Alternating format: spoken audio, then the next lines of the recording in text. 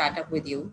So, just for the audience, like Puneet said, Nicholas is an avid watch collector himself. He's a watch stylist, and you'll see through the session that how he helps all of us combat the issues of which strap to go with which watch. And he's the ninth generation guy working in the family business of making straps. So over to you, Hirsch. I want to first understand that what is Hirsch straps and how did it all started? How did you get into it? Just a brief background into it. So thank you very much for this introduction. It's my pleasure being here today, and thank you for the invitation. Actually, there is a lot of story and a lot of history between Hirsch and India. We used to have 2 production sites in India back in the 80s and 90s. It was one of the first countries that my grandfather set out to conquer for Hirsch, because there's such a rich watch background in India. So that's something I wanted to share with you, and to give you a little bit of history on what we do and what we where we come from is basically we have a long history in the family of being leather craftsmen. So we have the first official document of my great and so on ancestor. Basically, he was a leather craftsman in 1765, creating leather and making saddles and all these types of things.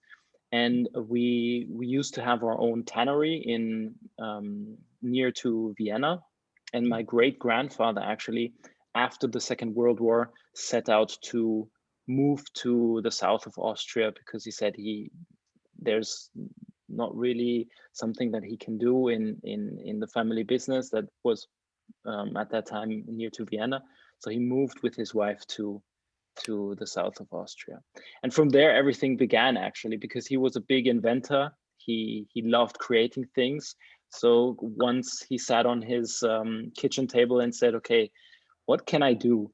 And so he started collecting leather pieces from the shoe industry that we used to have in the south of Austria, and then started creating watch bracelets, actually, as we like to call them, because in the German word for strap is Armband, and this basically translate to bracelet as a jewelry from a jewelry perspective.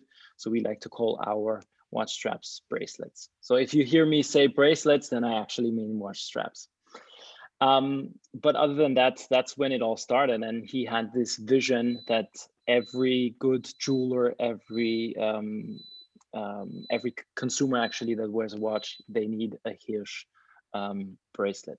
So he started selling these, and it took him quite some time to sell a couple of these, but it worked out. And then my grandfather took over the business and started expanding in many countries. And in the late 90s and the early 2000s, we started becoming one of the main suppliers of the Swiss watch industry. We now have a service business as well. So we do watch repairs and jewelry repairs in Switzerland, Spain, Portugal, and the UK. And well, we still have our core business, the own brand, where we sell in over 80 countries and have thousands of point of sale. So this is a very brief history in what we do and how it all came about. Wow. Okay. So that's, I mean, honestly, I don't think any of us knew that. That's really rich history. And that's pretty amazing. So I think we can lead in with our first question. And it's a philosophical one, the first one.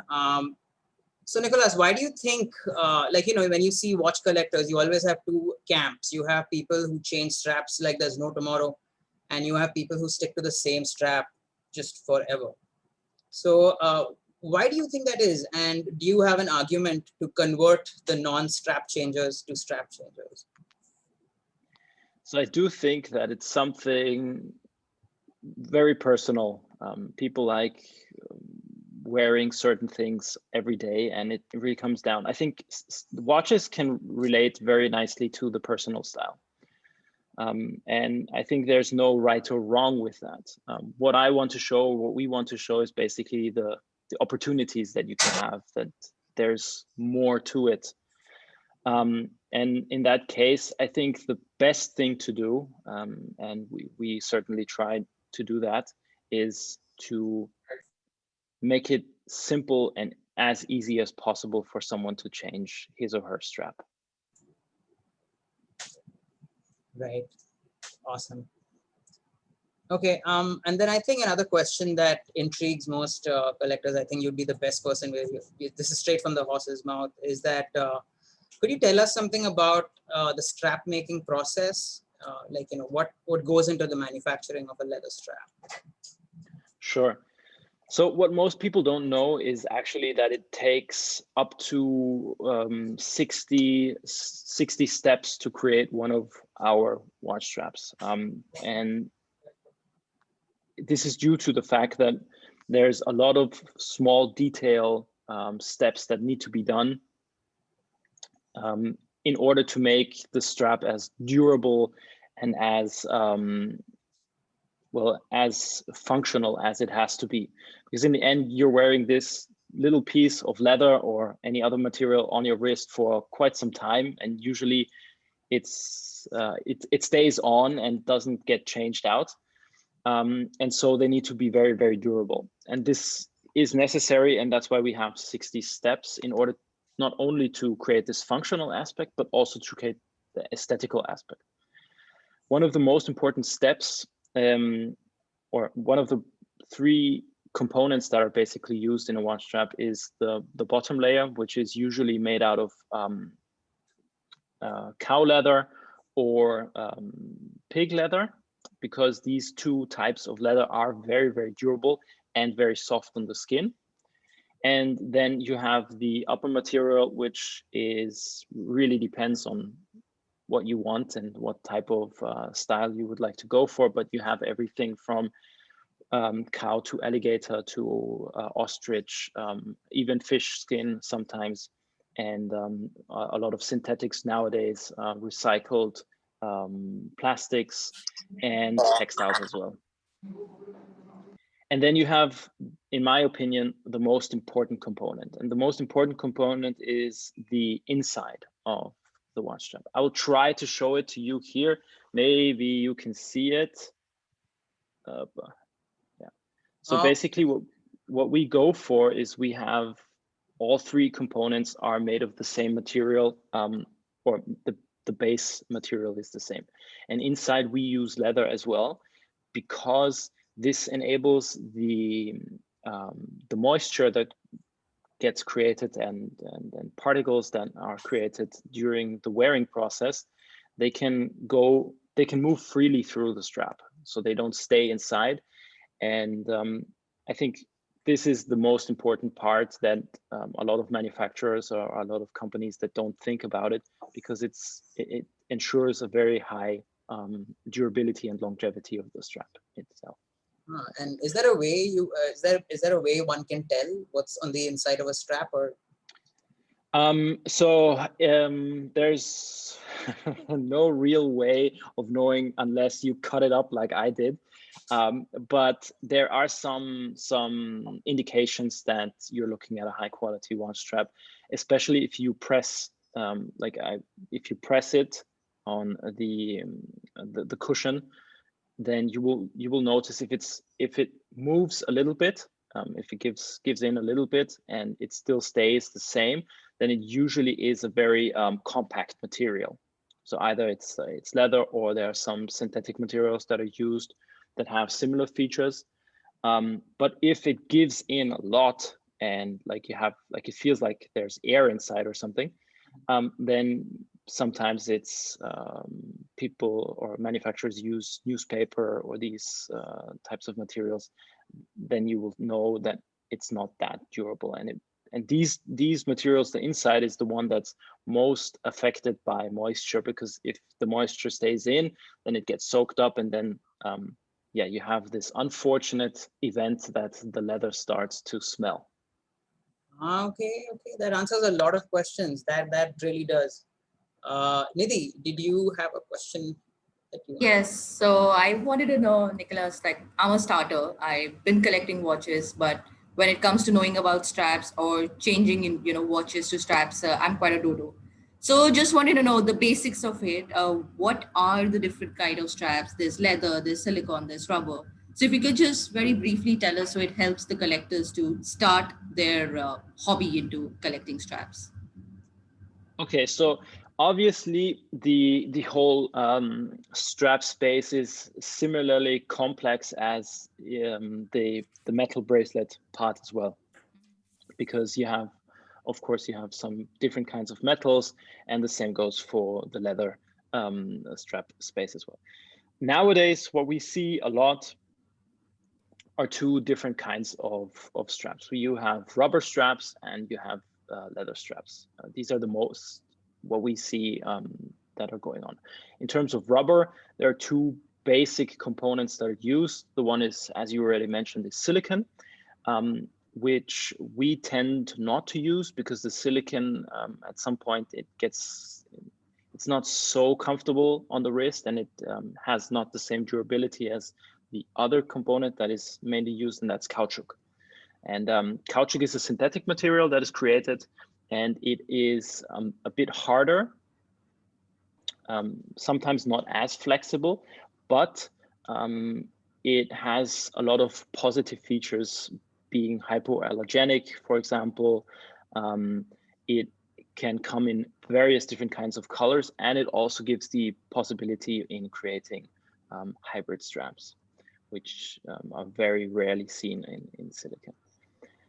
And that leads me into the next segment, is the hybrid straps, which are this combination between normally caoutchouc and a upper material, which can be basically everything.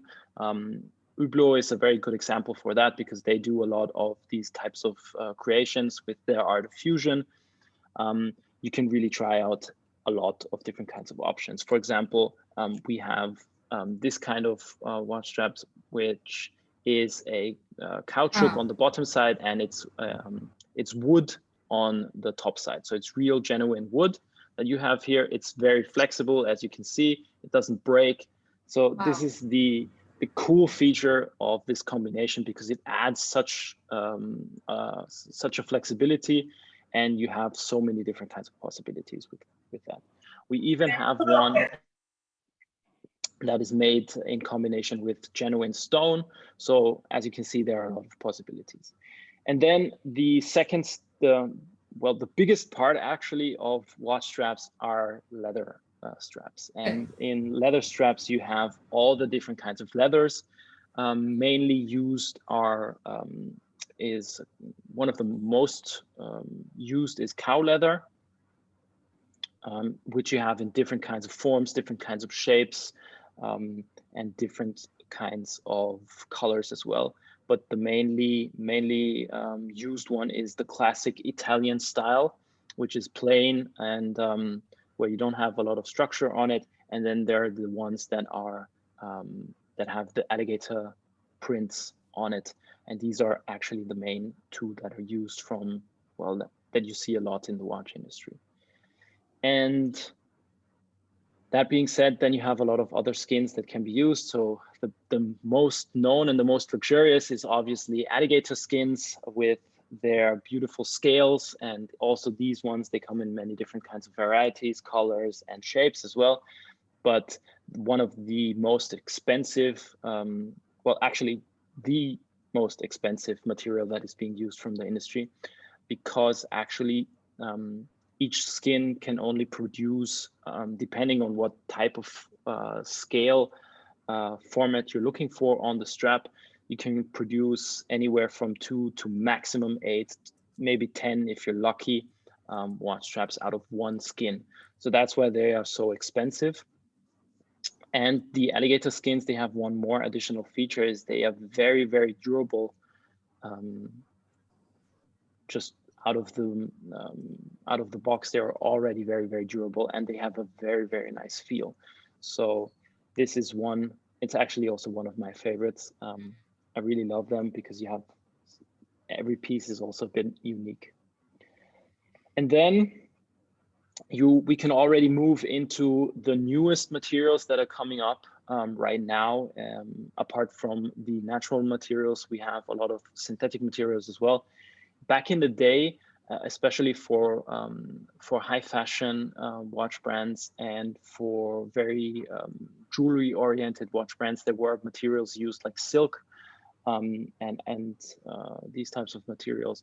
And nowadays you see a lot of textiles. You see canvas is used a lot, especially in the more sporty or orientated outdoor watches. And then you have all these recycled materials as well that are coming up right now a lot. And of course, there are many other materials to get into, like ostrich, lizard, shark skin, other fish skins, and many more. But nowadays, these are the most prominent and yeah, the most used ones.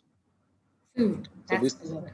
That's a yeah, I lot hope of- it didn't it wasn't too much for you. No, it's not The overwhelming. brief It's just overview. very insightful. I think you opened a whole new can of worms. I had no idea. For a collector, yes. Yeah. So you mentioned sustainability. So sustainability, like, basically recycle straps and environmentally friendly straps. Is that something that's really affecting the watch strap industry? Is that something you're looking into as well? Absolutely. So the whole aspect of sustainability is something that is absolutely necessary to talk about, especially in the region of leather, because leather, to create leather, you need a lot of water. And there have been a lot of initiatives in the past years to make the creation of leather more environmentally friendly, and also to make it more sensible. So what we see right now is, especially what we also do, of course, we try and we only work with long-lasting partners where we also can have an effect on their production process, so that we can see what they're doing, how they're doing it. But what is very interesting right now is the other opportunities beside leather. So a lot of brands are thinking about incorporating more of this sustainable aspect. And what we see is especially the whole topic of recycling, which is the easiest one to get into if you're just getting started, because these materials already exist, they are already being produced, and it's it's an easier approach than actually thinking about creating your own material that is really 100% sustainable. So our approach to this topic is basically the second, in creating something of our own that really has this full life cycle of being created and then going back to its former state. So at some point we want to create a strap that is 100% sustainable and basically biodegradable at some point. And we'll see how soon we can achieve that. But our tactic right now is in creating products that are made from nature. So for example, the wood one I showed to you before, the one product that we've launched right now is a leaf structure strap that has real genuine leaves on top, still on the caoutchouc. But the second one that we've just launched right now is also, it's made out of wine leaves. I hope you can see it. And this one is already not on caoutchouc, but on a microfiber technology bottom side. So this is something that we're working on right now, also incorporating the whole strap in it. So also the inside is being made sustainable in using plants to create the same features as the leather has.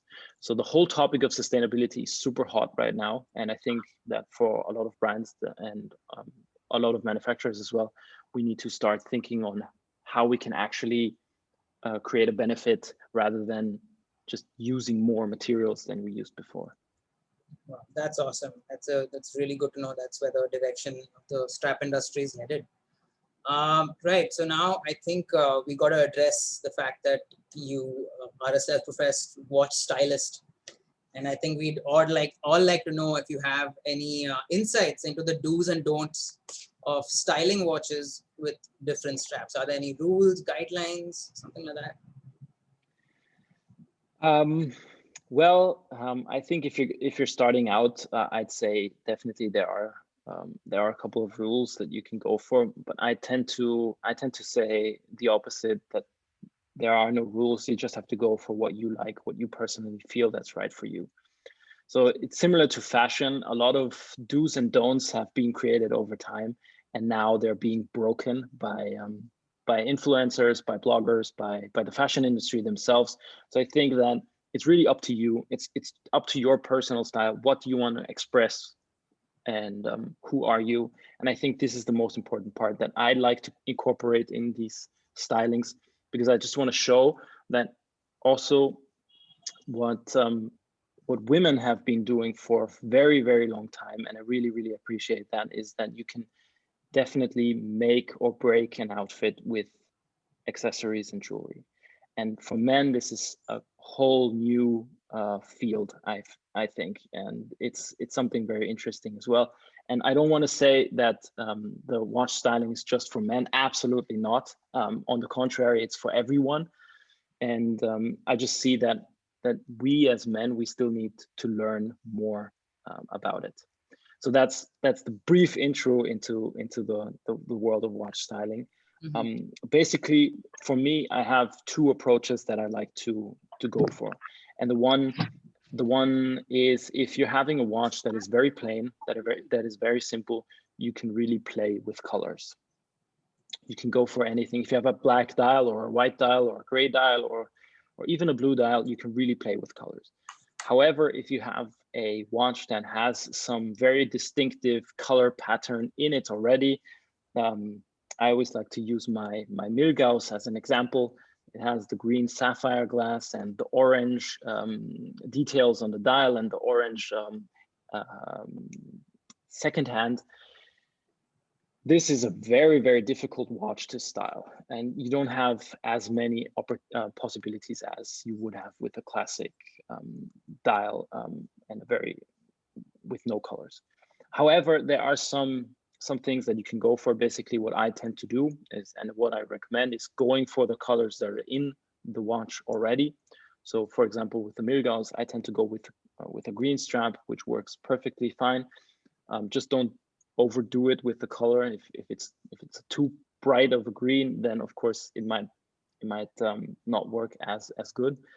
And I also go for the details. For example, I had a strap made a couple of years ago that was a green ostrich, and it had orange stitching matching the orange details. This is something you can pull off, definitely, but it needs some, you need some confidence to do that. And in terms of the whole styling of yourself, it also goes into either I match the watch to the outfit. So basically the color pattern is played through, or I go for a plain outfit and have the watch be my main color of choice. And that's basically it in terms of that. The other option that you have on watches that have this distinctive color pattern is that you go for something very low key, like a black strap, for example, or a gray strap that works. I found the gray suede, for example, works very, very nicely on most colors. And brown is also always an option. So this is basically the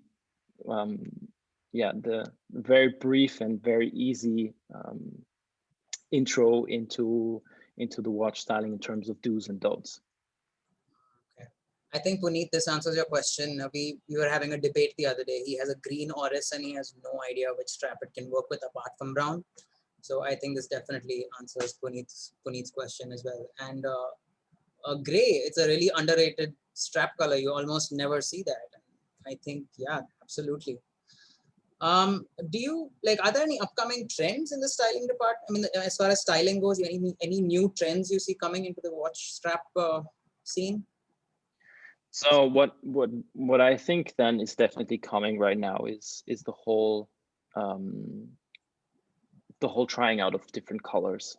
Right now you have all of these dial options that are coming with different kinds of colors. You have Watches and Wonders that was filled with green, and I think we will see more of that and more of that in the future. You had Rolex last year with the Oyster Perpetual, with many different kinds of color options on the dial.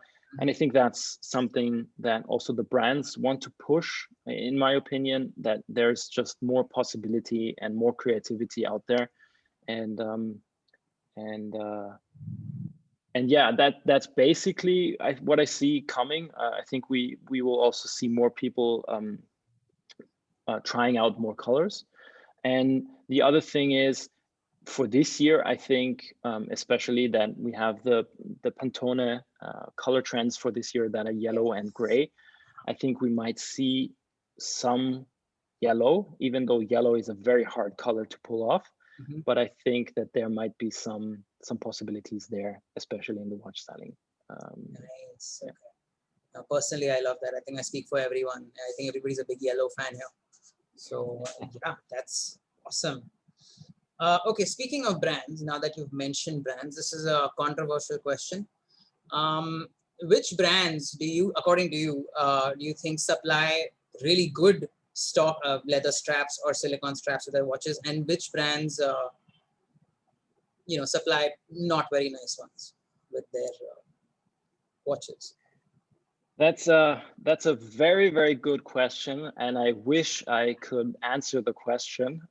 But as you might know, we are one of the main suppliers of the Swiss watch industry, and we are not allowed, we don't want to say whom we work with, basically, because it's also in terms of respect that we respect the brands. But what I can definitely say is that you definitely have brands that have very, very good straps, and you definitely have brands even in the Swiss watch industry that don't have the same attention to detail as the others. So I think there's a big gap between these two sides, because you have the ones really that are very, very meticulous when it comes down to the whole aspect of the watch, where they really have this super high attention to detail. Everything has to be perfect, everything has to be matched, and everything has to be high quality.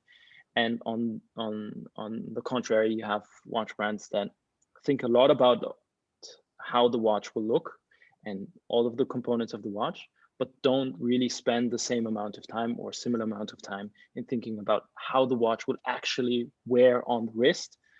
So you might have harder or not as comfortable watch straps as you could have. So even some high-end brands are guilty of this, of not quite paying attention to a strap? I would say so, yes. Okay. You're putting him in a spot. You can draw their names with sign language. We won't tell anyone, I promise. Okay. No, I think that there's a big turning point right now, especially in terms of people with the whole quick release and the quick exchange mechanisms coming out, and giving the consumers the opportunity to change their own straps, making it more accessible. And more brands are starting to incorporate incorporating us, for example, into the process of the creation of the watch in an early stage, where we can work on how it will wear and how it will feel on the wrist. And this is something that I think that is very important, because in the end, it's a watch that you wear and it has to be comfortable. And if it's not comfortable, you won't wear it. So these two aspects are very important for us as a consumers, us as the creators of watch straps, and also for the brands, because of course they want to sell watches. Okay, let me butt in here before Radeep puts you in a spot again. Okay, what we did was we had an interesting competition on the backside, where we had our very, very excited members of RedBar share their version and combination of straps and the watches. So we have a whole lineup of about 47 entries, right, Radeep? Yep. And we want to show it to everyone here right now, all the entries. And Nicholas, you will have to tell us which is the best one that you like, which would also win a strap from you. So we're very, very excited. And thank you so much for sponsoring this. And I'd My just pleasure. like to say that the sheer amount of entries that were sent in, like everybody was so excited and did their best. So congratulations to everyone, man. It was so cool looking at the combinations. But yeah, okay. I'm just gonna quickly run through them. Okay, can everybody see my screen and all the straps? Yes, we can. Awesome, let's go. So there we go. Oh, nice. I see apart from the combination, there's some very, very interesting pictures also taken. That's some classic. Yeah, you have some really, really nice pictures, and thank you for everyone that sent in the pictures. I really enjoyed looking at all of them.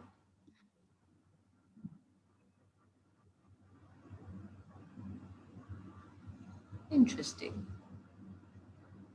So do you want me to like already state who won, or should we do it in just 20 images time? You can declare the winner. We just want to show all the entries to everyone here. The best Sounds good. Combination, right? Not the best picture quality. Exactly.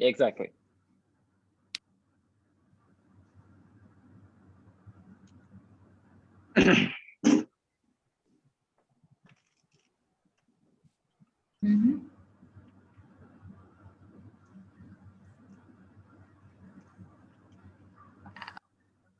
And that's it. All right. So, interesting. Nicholas, you get to pick 3 winners. And I get to pick 3 winners. Perfect. So I will go for number 24. Okay. Can you show that again? Yeah, yeah. I just clicked on it by mistake. Okay, number 24. Number 24. Number 24. Are we there? All right. Okay. Can the real 24 please stand up? Yeah, that's me. Ahan. Hey, okay. Okay, Nicholas, the next one. Perfect. Then I have number 35. Number 35. Oh yeah, okay. I can see why you picked that. Okay. And number 35, please stand up. I think it's Sagar Jain. Blurry as hell, man. Oh. Okay. And he's in his bed. Wow, that's awesome. That's how I would like to see a conference. That's brilliant. Okay, Sagar Jain, congrats, man. Okay, and now finally the last winner. And the last winner is number 46. 46. Ah. Hey, that's I know whose that is. That's Naren. Is Naren here? No. No, you're supposed to be. Okay, well, I guess I will let Naren know. He'll be pretty excited. I just want to say that I really liked all of the pictures, and I really liked all of the combinations. Very, very cool things. A lot of colors. I really like that. I tried to do it as random as possible, just to make it totally fair. And I hope we can do something similar in the future. No, awesome. I think see these cool pictures. Yeah. I don't think you did us any favors by showing us the stone strap, the real leaves on that strap. I don't think any of us had any idea that that's even possible. We just assumed it's a print. Yeah, and all the winners will get one of our newest leaf watch straps. So we will get in contact and then. Super. That's awesome. Yeah. Congratulations, guys. Congratulations, guys. Okay. All right. Then let's continue. Then do you have any tips, tricks, and hacks when it comes to switching straps around, or like basically removing them? A lot of people, like especially people with a date just, they find it difficult removing a strap. Do you have any hacks? Yeah, so the hardest thing to do and the hardest step is basically removing a metal bracelet, especially especially the ones from Rolex that can be quite difficult to do. So what I always recommend, I mean, if you want to try it yourself, then you're happy to do so. But if you're worried about getting some scratches in, or if you don't want to do it yourself, especially on metal bracelets, I always recommend going to a dealer or a good watchmaker and having them take off the metal bracelet for you. I know it's not the easiest thing to do, but it's just one of the safest options. In the end, we're talking about luxury watches and they have value. So you might not want to mess around too much. I do it myself. I've made plenty of scratches into my watches, but I don't care as much about these things. I see it as battle scars in the end. Then one of the tricks or one of the things that I really, really love is these classic quick exchange push pins. I'll try to show one in here. These are the ones like this. And they're very common in the watch industry, and a lot of brands are already utilizing them. And the cool part about these is they work with nearly every watch. So except from if you have like a special attachment or an integration, then yeah, you might not be able to change as much as you would like. But if you have a classic watch that has normal push pins where you can easily put on any other strap, then definitely I'd recommend always going for a quick exchange push pin, because it makes life so much easier when changing. This really takes a couple of seconds in taking off and a couple of seconds in putting on again. I usually show that on my Instagram a lot, and people always ask me how I do it, but it's a very, very simple process. If you have a leather strap or any soft material strap on your watch and you want to take it off, there are these spring bar tools that you can use. What I always recommend is to put some tape on the lugs on the bottom and on the top side, so that just in case if the springboard pops out too fast and uncontrolled, then it doesn't scratch the lugs. So that's easy hint for that. And other than that, that's basically it. That's the hacks and the tips in terms of that. That's all I do. It's very, very simple, but I really, really go for the quick exchange straps because they make life so much easier. Definitely. And I think the tape thing seems like such a simple, obvious thing to do, but I don't think any of us have done that. But yeah, that's a great little hack right there. That's awesome. Cool. And what about the care and maintenance of leather straps? I think most of us here just chuck our straps in a drawer and hope for the best. But is there anything, what do you do for looking after your leather straps? So that's a super good question, and I really appreciate this question because most of the people, they don't think about exactly that. So you can really enhance the durability and the longevity of one of the leather straps when you keep them safe and when you take care of them from time to time. So what I always recommend is when it comes to care for leather straps is to rinse them off with lukewarm water every couple of weeks. If you're wearing it a lot, for example, if you're wearing your strap every day for 2 weeks straight, then I'd really recommend washing it off and then letting it dry. It's a very simple thing to do. You don't need soap, you don't need any extra wax or anything like that. Just rinse it off with a little bit of water and you're good to go. I'd say 80% of the materials, they can handle that. What we do is every leather that we use is already treated in a way that it can work with water. So even though you might not want to go swimming with your watch strap, with your leather strap a lot, it's always okay to just rinse it off with normal classic water, and then you're good to go. Just leave it dry, and that's it. So like just hold it under the tap, rinse it clean, Exactly. put it dry. Okay. Exactly. And what I do is I just take a normal leather strap, just rinse it off. Make sure that you don't have to leave it on too long, because you don't want the strap to soak in the water. You just rinse it off and then you let it dry, and that's it. And this works for most of the leathers. What I don't recommend is doing it with suede, because suede is very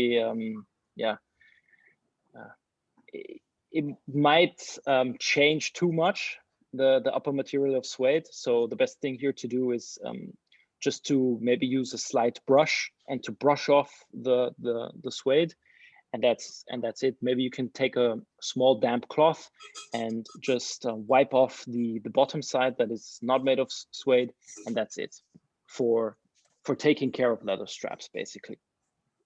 This works also with alligator straps. Just one thing to note: if you have a alligator strap that is shiny, then the best thing to do is to wipe it off with a damp cloth as well, and not to rinse it off, because the coating on top might get harmed if there's too much water going on to it.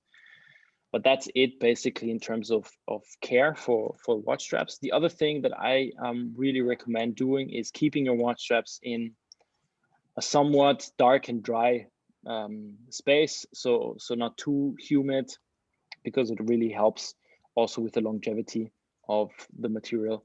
And you don't want them to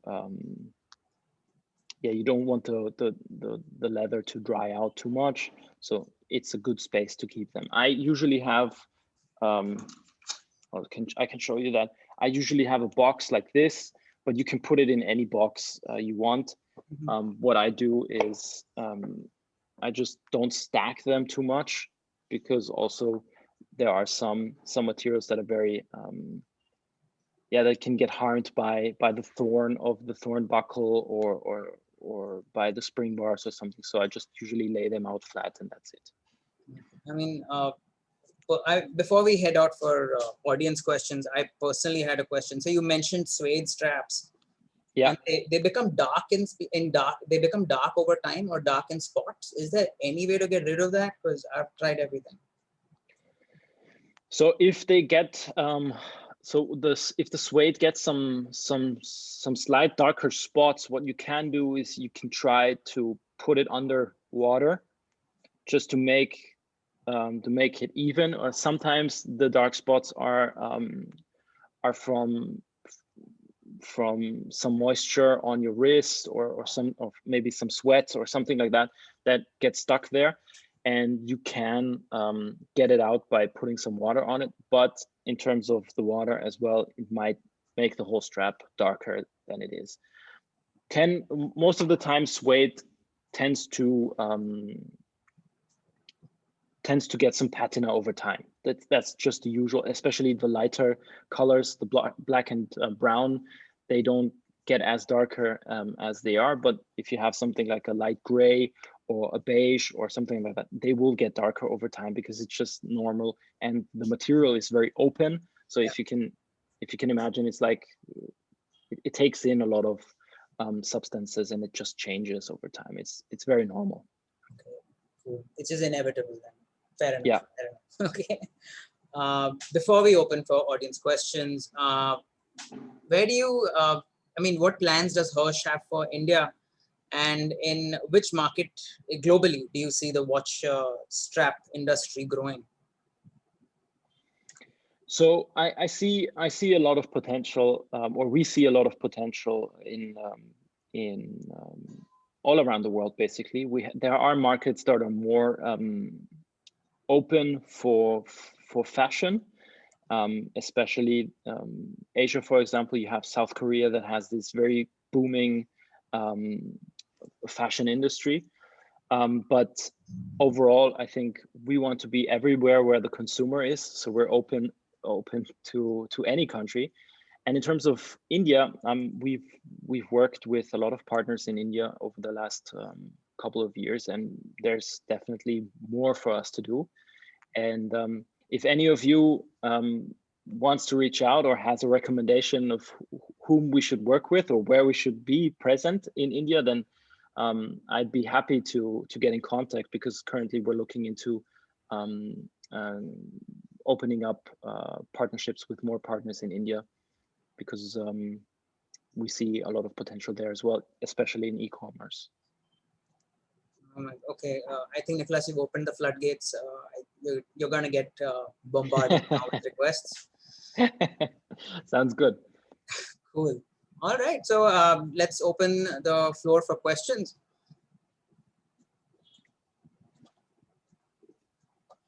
I think Pata, you had a question, so go ahead.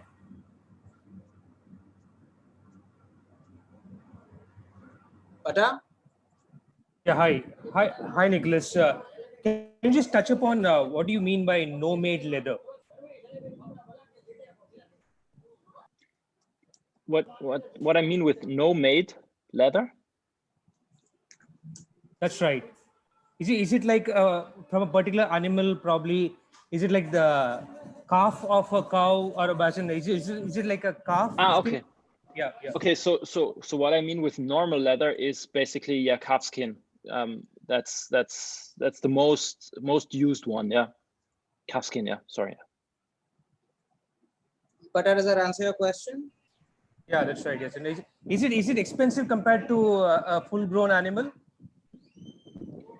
So actually the watch industry or the bracelet industry refers to calf leather as something special, but usually it's normal cow hide. So it's not necessarily from the younger animals. It's just a term that has been implemented in the industry and is being used very commonly, but it doesn't necessarily refer to leather that is only being used from the younger animals. Thank you, Nicholas. Yeah. You're welcome. You're welcome. All right. Anyone else?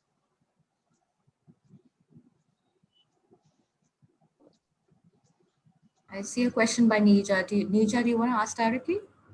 Yes, I don't mind. Hi, Nicola. Thank you so much for a lovely session, guys. I love spending weekends on Zoom with you guys. But I actually was very, very interested to know, how do you identify these creative materials? For instance, we were talking about stones, or you were showing us those lovely straps with leaves. So, I mean, is it like just an epiphany and you're like, hey, why don't we use leaves on straps today? Or I'm sure there's a more, a better approach to kind of find materials that work well. So that's a very, very good question. This is something that we have been working on over many years, even generations. Actually, this is something that is in our DNA. We always, so my great grandfather, he had a saying. He used to say, "There's nothing that cannot be done even better." So he was constantly a man who thought there is a possibility to do more. We can do something that is different from other people. So that was his philosophy, and this philosophy carries on into the business and everyone that's been working for us for a very long time. And we have a lot of people working in the business for over 20 years. And they knew him, they knew my grandfather, and they know my father, and now they know me and my brother, of course. So this is a philosophy that we have, and how we identify materials that we can use basically is we test a lot. So we have a R&D department, and they do nothing other than testing materials the whole year long. So we have different kinds of tests that we need to make, especially when it comes down to different components paired with each other. And one of the most important tests that we do is one that involves flexibility, because you want the watch strap to be flexible on your wrist, and you don't want the upper material breaking off or not being aesthetically pleasing after a short amount of time. And the second that we look into is the whole aspect of what the material means to us and to people who buy the product. So that's why you will see a lot of natural materials nowadays, because we feel that this is something that we need to do, and this is something that is very good for the future as well. But there are other things going on that I would love to share with you, but unfortunately I cannot. At least Completely yet. understand. Thank you so much. You're welcome. If you have a job opening, I'll apply. Anyway. Sounds good. I think Pata had another question. I'll just read it out. Has Hirsch diversified beyond straps and bracelets in? So in what we've always done is, out of the ideas that we've created, my grandfather used to also create new businesses. So at some point in time, we worked on ceramics a lot, and out of that, we created a business that is focused on creating the ceramics for the teeth adjustments. Oh. And then these businesses mostly were sold or were given to family members to manage. And nowadays, what we do is we think a lot about internal innovations, materials that we can repurpose. But in terms of actual products, apart from the watch bracelet itself, we don't regularly do anything else, because we think that we need to focus on what we do, and to have this full focus on one product can mean for us that we can really improve the product. All right. I don't think anyone saw the ceramic thing coming. That's really interesting. Ish, yeah, we're full of surprises. I know, clearly. I mean, the history, the diversification, it's just, I had no idea. Ish Devan, you had a few questions. You want to take them up? Yep. Hi, Nikolaus. Hi. Yep. I have one question regarding the watches that are now coming with integrated bracelets. Any plans for bringing out straps for those watches that have integrated bracelets? So what we are closely monitoring right now is this whole space of integrated bracelets and also the quick exchange mechanisms, because our philosophy is that we want to create products for everyone, basically. So what our bracelets mean is that we want to have a product for 90% or 95% of the people. Basically, that you can buy one strap and put it on many watches that you own. So this is our philosophy. So the whole space of the integrated straps right now is quite interesting to see, and we will see what we can do with that. If there's any opportunity for us to create something for all integrated bracelets, or if we can maybe create an adapter or something like that where we can put on our existing straps, this is something that we're looking at right now. But in terms of creating one specific model for one integration, this is not something that we don't do that, because we really want to offer products for everyone. My second question is for small wristed guys like me. So when we buy these straps off the shelf, most of the times, like in my case, I feel if I buy the standard length, the tail is too long. If I buy the short length, then the strap is too short. The ideal length is to buy a medium and a large, where the buckle end of the large and the tail end of the medium works for me. So what are your thoughts, or do you have any plans to have some strap customizers on your site for people to identify, okay, I want this strap, but can you make these lengths for us? Or do you face any such issues for us from us small wristed guys? Yeah, I'm a small-wristed guy myself, so I can totally understand your issues that you are having. It's a really interesting thing because if I try out our products in the L length, then some of the models will fit perfectly, and I don't know why, and some of the products will not fit at all, and then I have to go for the smaller size.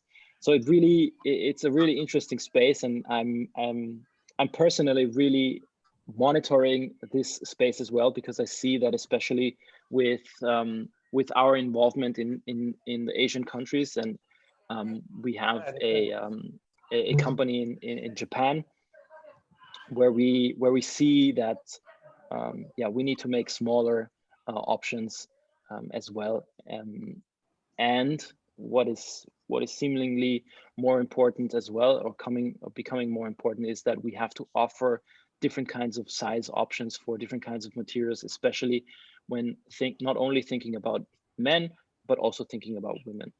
And this is something that we're currently looking at right now. I mean, honestly, Right. I think I speak for all small-wristed people, including myself, when I say that this is something that most small-wristed people have to use to make additional holes. But yeah, thank you. If you can do that, that would be amazing. Fennel Yeah, had a really good question. How ethically are some exotic straps sourced, like ostrich or kudu, and not specifically by Hirsch, but the strap industry in general? so in terms of exotic strap options, there are some materials that over the past few years have become very unpopular. So the most notable one is certainly the snake skin, where they, yeah, I don't want to go into detail on that, but it's not very ethically what has been going on with these type of materials. However, one of the most transparent and certainly ethical materials is definitely the alligator skin, because what we can do right now with the alligator skin is we can go back from the skin that we get. We can go back to the egg of the actual animal, so we know everything about that. And most of the bigger manufacturers of watch straps, especially the ones that are situated in Europe, they have to comply with these rules. And there's actually an association that we've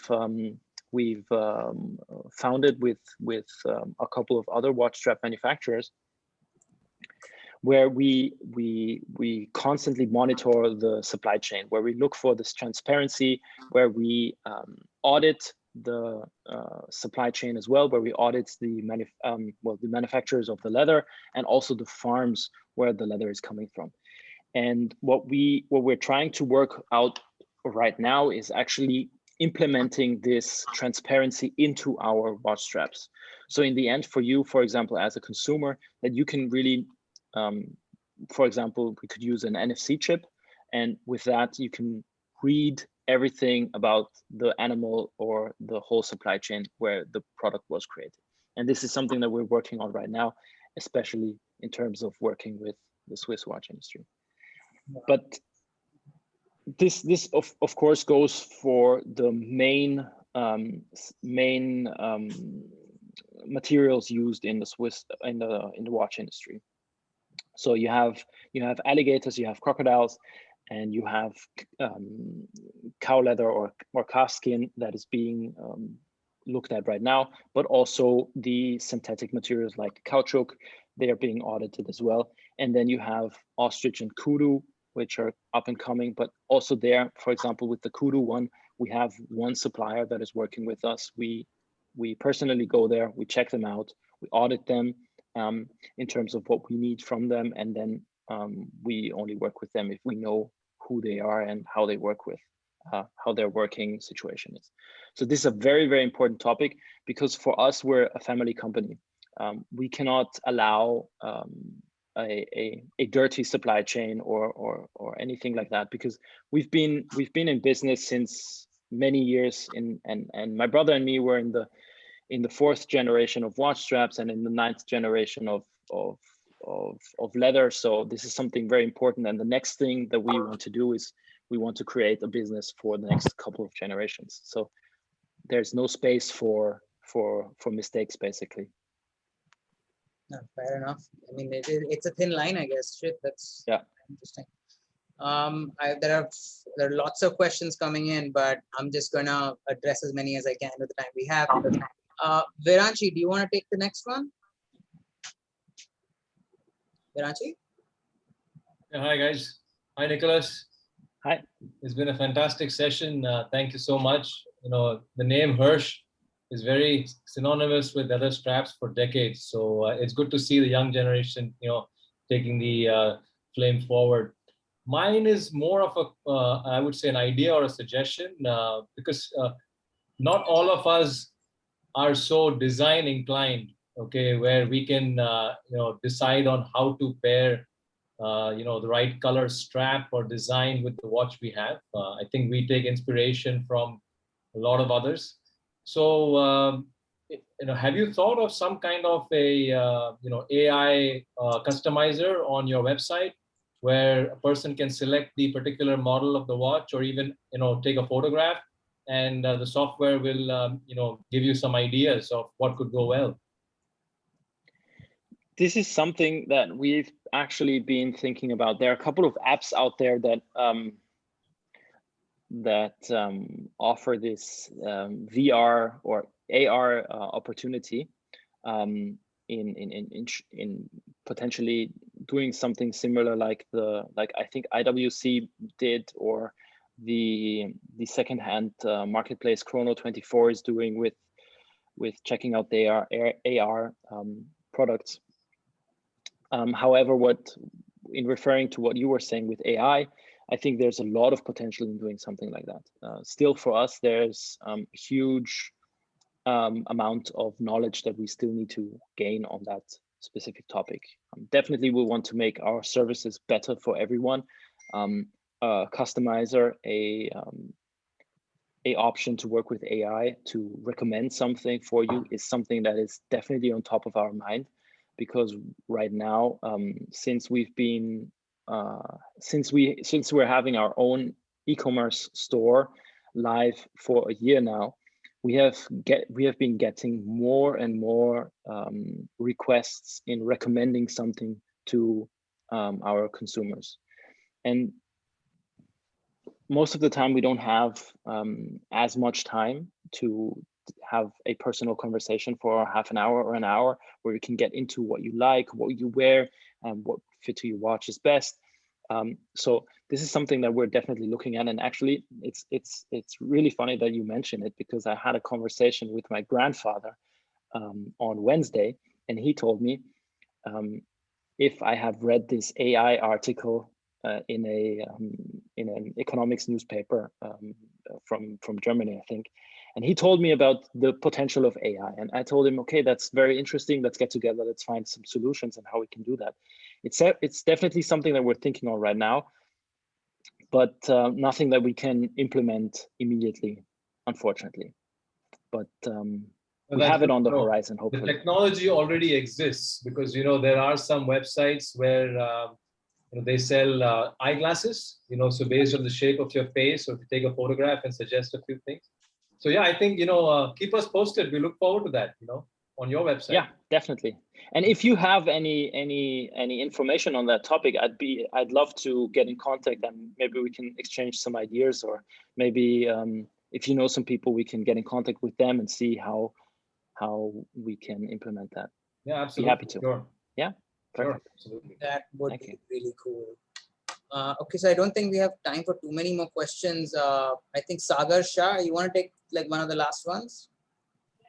Yeah, sure. Hi, Nicholas. How are you? It's nice to have you today. What I wanted to ask is that the Hermes leather is very famous, and I just wanted to know what extra do they do, or why are leather from Hermes so special? Do they do anything else, or do they have a USP that they do on their leather, and that's why it makes it so famous? Oh, that's a very, very good question, and unfortunately not a question I actually can answer, because I don't know too much about the process of the creation of the Hermes leather in particular, but definitely something that is definitely something that I can tell you is that they have a long history in working with leather. So they have a lot of technology, they have a lot of skilled people, and I think what they do better than others is they stick to what they know. And you can see that in their products that they launch. You can see that in the materials that they use. They don't mix too many materials with each other. They stick to really that what they have. And from what I know is they have long-term partners in terms of production and in terms of materials. And so this is something that you need in a space like this, because if you have a long history with creating this one type of material that is perfect, then you need the same people in creating it over and over again. Sorry. I hope that helps. Unfortunately, I don't know a lot about this, but if I can relate it to what we do. No, that's quite all right. Yeah. Okay. All right. Thank you for the question. I think that. And sorry, you were saying something? No problem. Thank you. And I had a last small question, if that's fine. Go ahead. Nikolaus, I just wanted to know as to, for a normal consumer like us, how to differentiate between a good strap and a very good strap. Like, what should a buyer look for when buying a strap, or when ensuring that he gets a good strap? Because what we basically look for as a consumer and somebody who does not know more about leather is how well it matches with the watch. So that's what I wanted to know. That's a very good question, and I'm very, very happy that you asked the question, because it's also something very important for us. So the number one thing that you can distinguish a very good watch strap from a not so good one is build quality. And in terms of build quality, I really mean every aspect of the materials used. And this is something that is very hard when talking about watch straps, because usually the easiest identification is to cut it up and to look what's inside.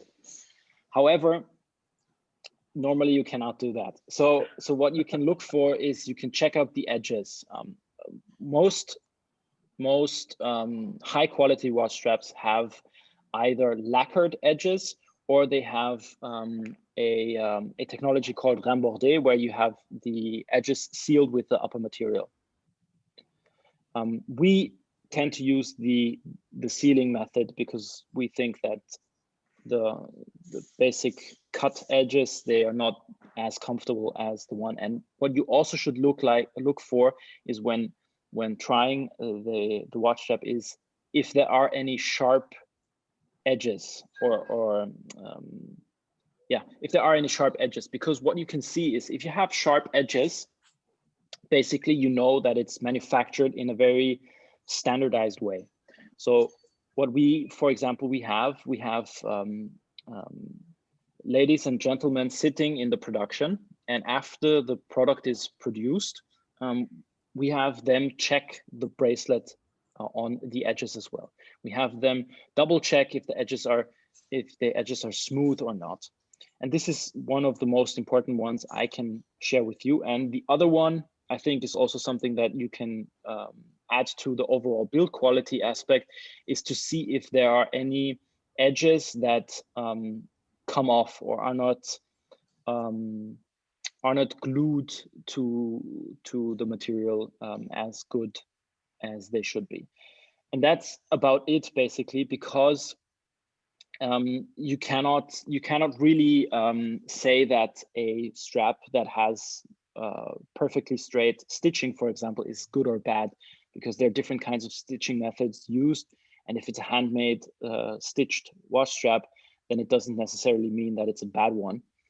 So this is not the aspect to go for, but the really thing that you should go for is seeing and feeling the watch strap. And you will feel if it's too plasticky, if it feels too stiff, and then most of the time it's not as good as a higher quality one. Any way one can differentiate them by looking at them online, like Thank the good ones from the bad ones? Oh, that's very hard because it really depends on the pictures that you see.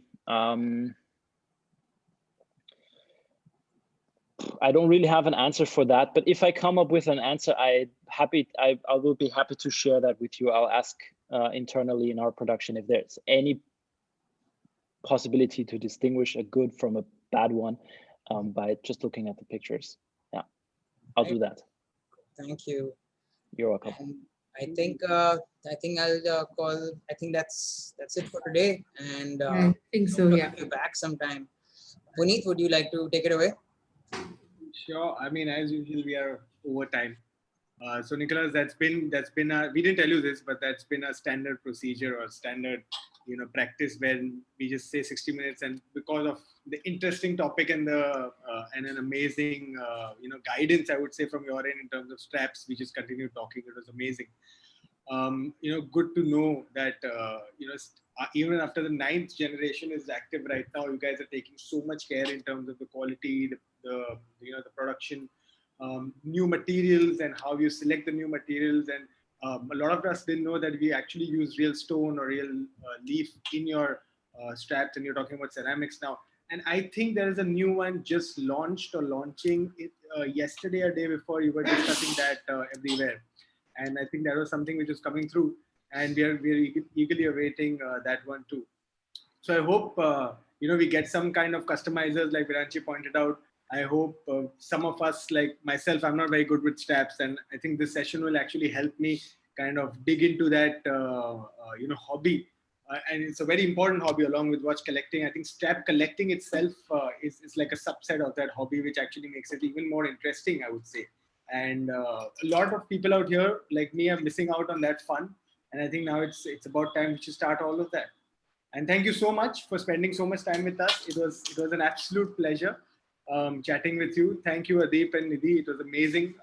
It was a lot of interesting questions put up. And the contest, obviously, congratulations to Ahan, Naren, and Sagar.